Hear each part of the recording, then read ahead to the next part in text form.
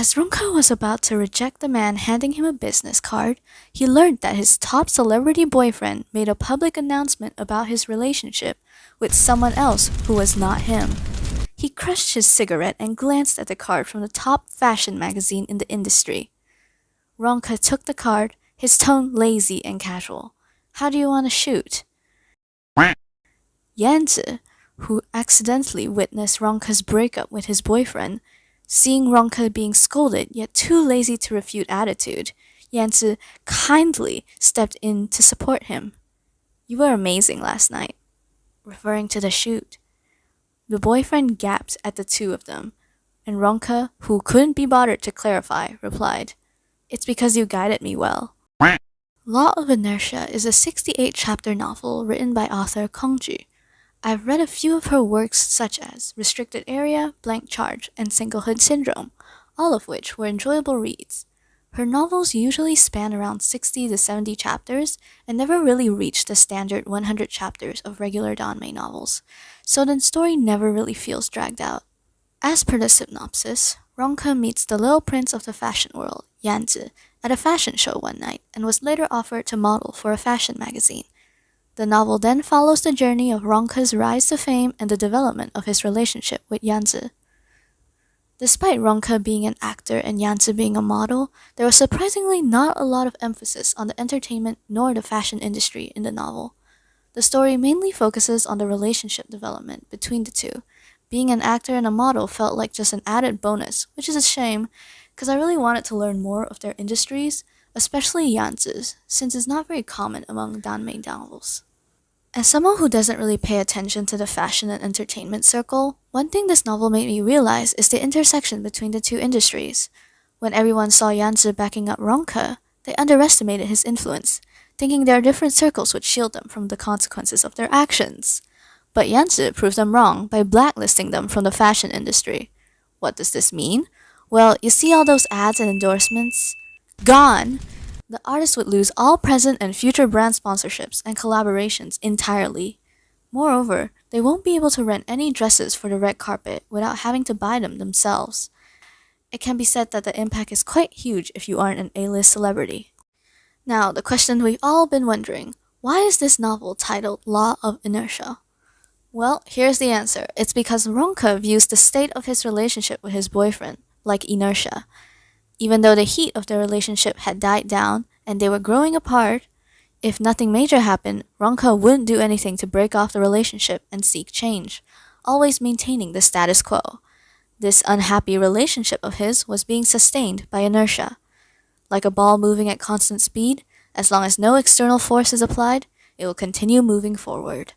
However, a huge force was applied on their relationship when Jiang Shi cheated on him, and Ronka had no choice but to put an end to this 3-year-long relationship. Ronka is a very eye for an eye character. If you have wronged him, he'll pay you back tenfold. Vice versa if you treated him well. He isn't particularly ambitious in his career and doesn't really have the goal to be the best in his circle. He just wants to act on screen. Yanzi, on the other hand, is a spoiled prince who seems to always get whatever he wants in life. He's a troublemaker that always does as he pleases. He may seem unreliable, but can actually be counted on when it matters. Thinking love isn't a necessity, he is destined to learn the hard way how wrong he is. Their relationship starts out with Ronka and Yanzi pretending to be lovers to provoke Ronka's ex-boyfriend, Jiang Shi. This pretend relationship eventually led them to a partnership aimed at helping Ronka surpass Jiang Shi in fame as an act of revenge. When they decided to work together, they had a written contract to establish cooperation. Specifically, a contract with just 3 lines of clause. Number 1. Regarding his acting career, Yanshi will not interfere with Ronka's decision. Number 2. For matters outside his acting career, Ronka will follow Yanzi's arrangement. Number 3. And finally, if the 2 parties disagree, the matter will be decided by rock, paper, scissors. Best 2 out of 3. The highlight of this contract lies in the final clause. It wasn't a joke. They genuinely resolved disputes with rock, paper, scissors, like primary school students. What makes it even more charming is that in the last deciding round, the person who really wanted to win would ask their opponent what they intended to show. Victory hinged on whether the other party would concede and be honest or not. They had a silent agreement that the one asking the question was indicating their reluctance to accept the other's decision, hoping for a concession. These scenes were so sweet to read since it showcased how the two navigated disagreements and learned to compromise for their partner, even when their choices differed. Ronke misjudges Yanzi and thinks he's a bottom due to his beauty and needy behavior around him. The misunderstanding deepens when Yanzi shamelessly admits to being a bottom, leading Ronke to think he must take on the role of a top for their relationship to work. After all, he assumed that the delicate prince can't handle the laborious task of topping. This belief was further reinforced by his CP fans who consistently headcanons him as the top in the relationship. Meanwhile, Yanzi is desperately trying to escape from the pit he dug for himself, using the excuse of converting for love to convince Ronke to let him top.